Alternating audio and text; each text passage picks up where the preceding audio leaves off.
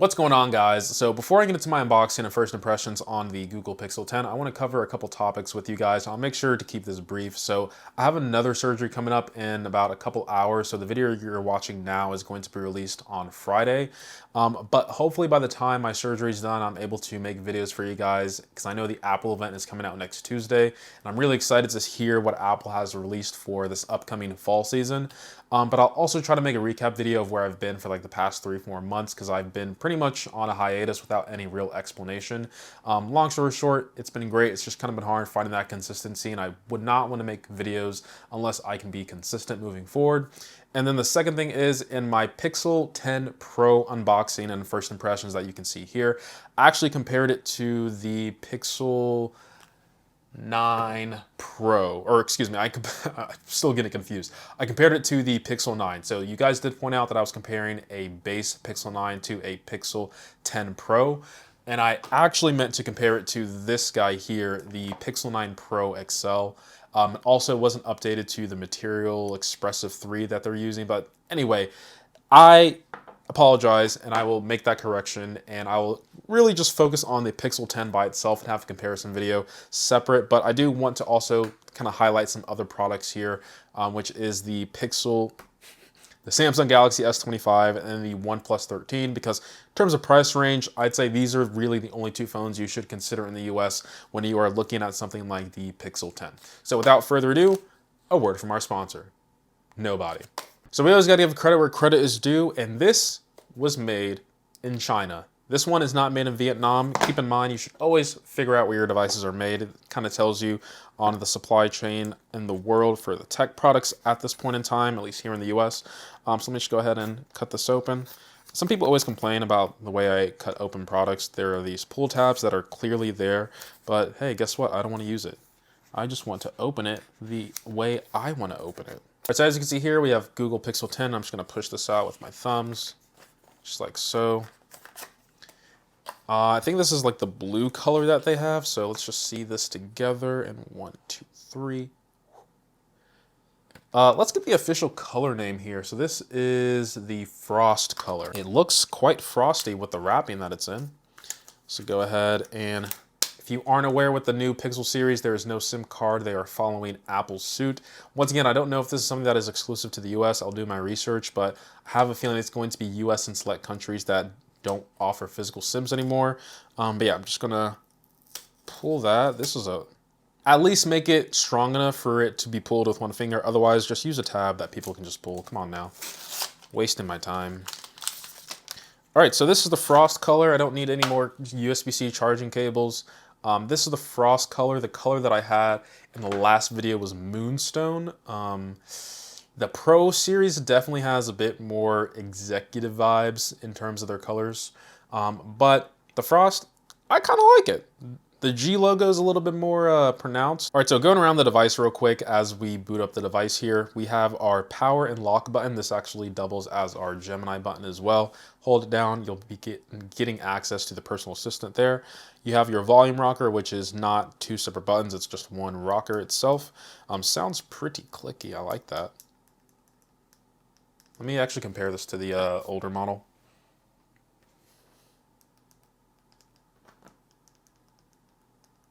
I'd say it's a little bit more clickier than the last generation, which I am a fan of. I do like my clicky buttons. Then on the bottom here, since there is no eSIM, we just have microphone and speaker. I don't think this is a speaker on this side. We tested this in my last video. I cover this up, nothing happens. Then we have the USB-C charging, and then we have the good old Pixel Snap. If I can get this off. We have Pixel Snap here, so I can go ahead and shake, shake, shake. It's not coming off. Same with this. It's charging the device. Try and see if I can shake this. Not coming off. And then last but not least, we have this stand. Snap it there. As you can see, upside down. Shaking it a bit. Up and down.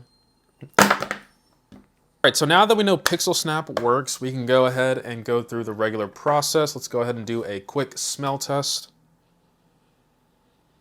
Smells cold and frosty. All right, so we have the different languages. I'm actually just curious what happens if I click up here. Okay, that is personal information that I do not want to display on the screen. And then I believe this is the emergency button, or with like satellite, I would guess. Yep, obviously you got to have that there for emergency purposes.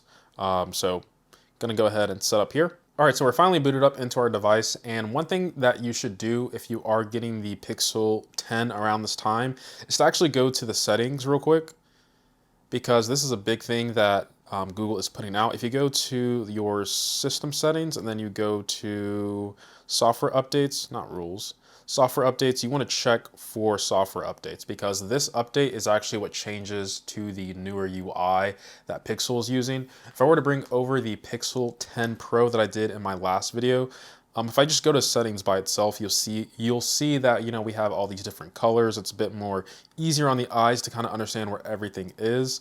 And if I were to swipe down from the top right, if it'll actually work, you can see the icons are a little bit different. Even the brightness scroller is different. If I were to do that on the Pixel 10 that I got right out the box, it's different, right? We still have this traditional slider, but on this side, it's a little bit different. Even the icons themselves are showing a little bit different. It shows me the battery, how much time is left, things like that. Even the icons are a little bit different. So make sure when you first get your device to update it to the latest version of Android 16. If you have a Pixel 9, I assure you it's probably going to come within the coming months as well. Sucks that side loading apparently isn't going to be a thing anymore with the upcoming Pixel lineup and future Pixels. Hopefully it's not like a retroactive upgrade that happens to some of these older devices. But just to bring some other devices that are around the same price point, I should say retail price is the S20. Let me just double check that this is the S25. So this phone is actually not the S25 Ultra, it's the S24. So the S25 is probably somewhere in my phone stack. I guess the other phone that I can compare super quick is the OnePlus 13, which I would say is a pretty top contender for getting phone of the year, given its price point and all the features that it offers. But this is a video centered around the Pixel 10. So I'm going to focus on that. So while this is updating, I'm just going to go through the rest of the device here. So first thing that I want to test out is Gemini. So all you have to do is hold down this button here. If you are good at an assistant, can you show me restaurants that are near me that serve tacos and they specifically have chicken and queso for less than $5?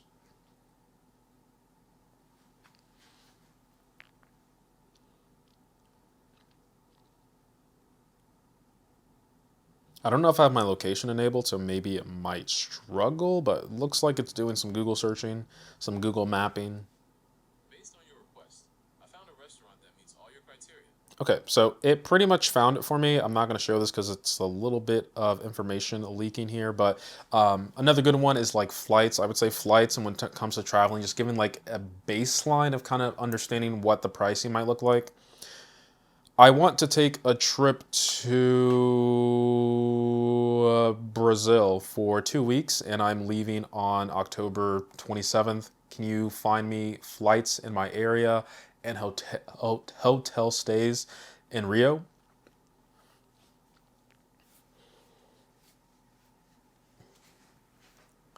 Gemini is doing its thing, going through Google Flights, looking at all these different I have found some hotels. amazing hotels for your trip to Brazil. Flights. Based on your request, I searched for round trip flights from your current location. Okay, we don't have to do the whole thing, but as you can see here, we have a couple flights here. We have American, Copa, hotels as well. It's giving me some ratings, stuff like that. So don't know how much further we can go with AI, at least with all the processing power that we have.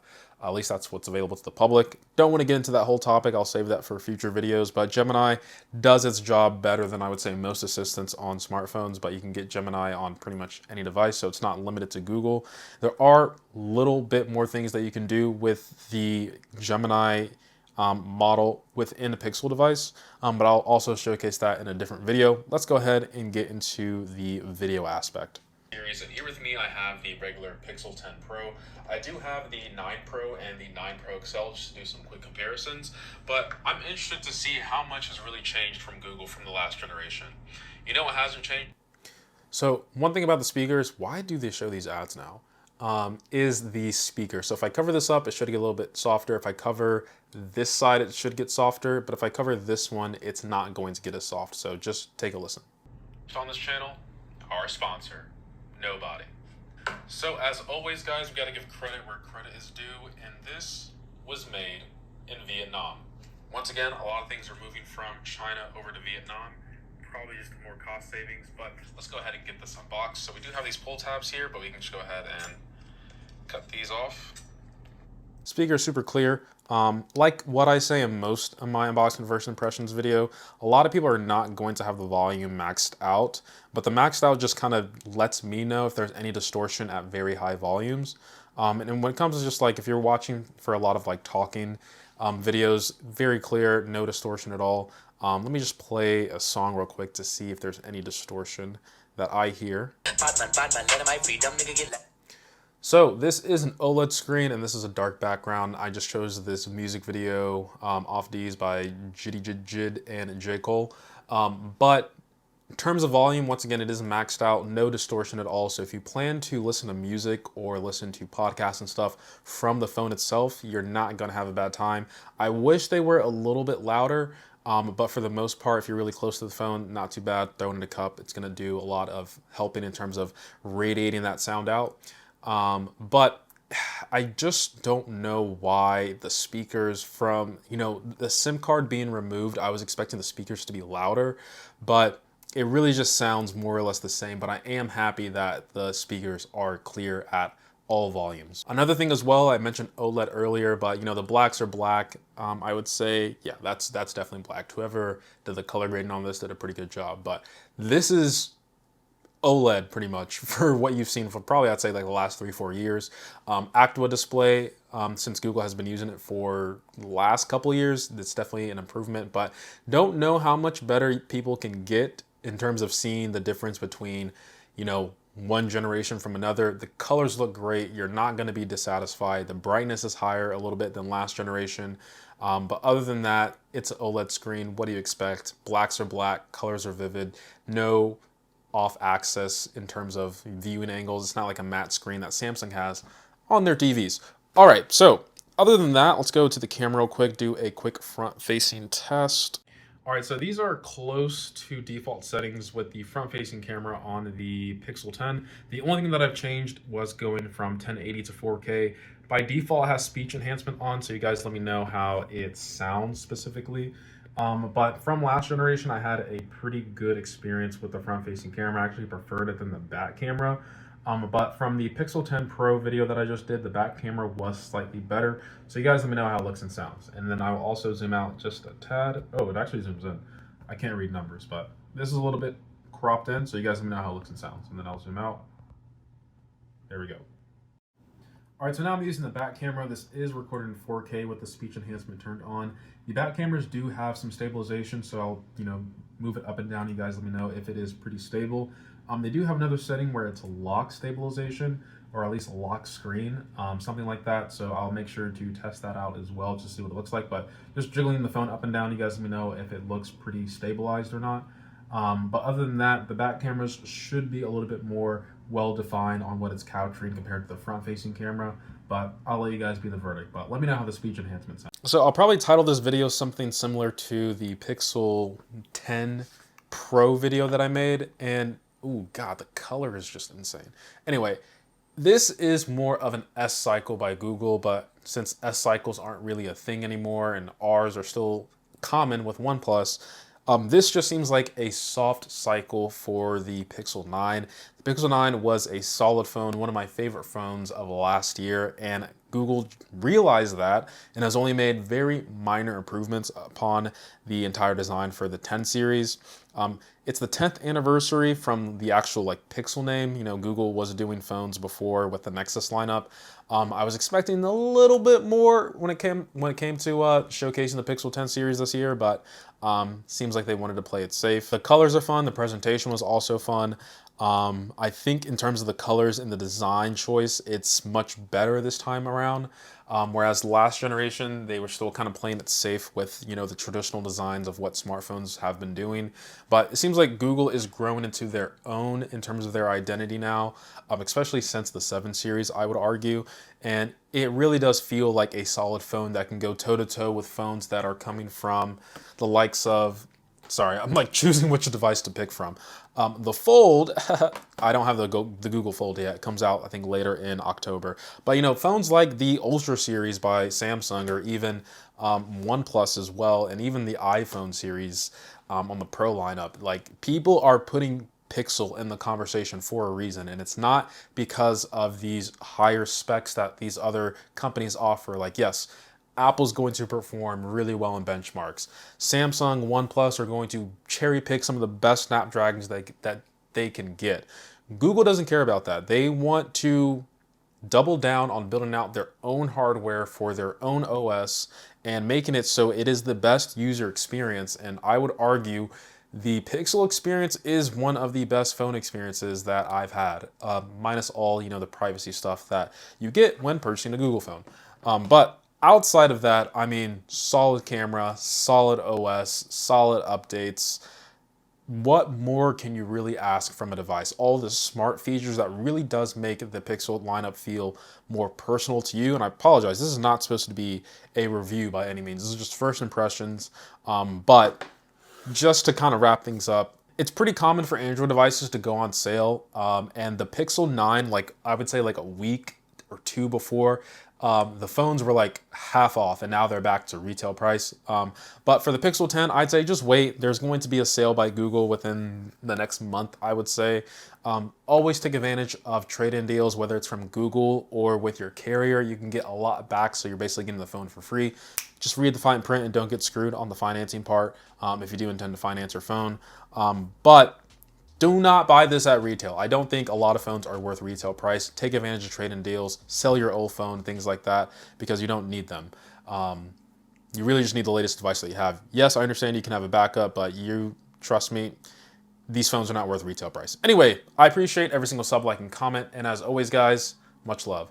Hopefully, I'll see you guys Tuesday.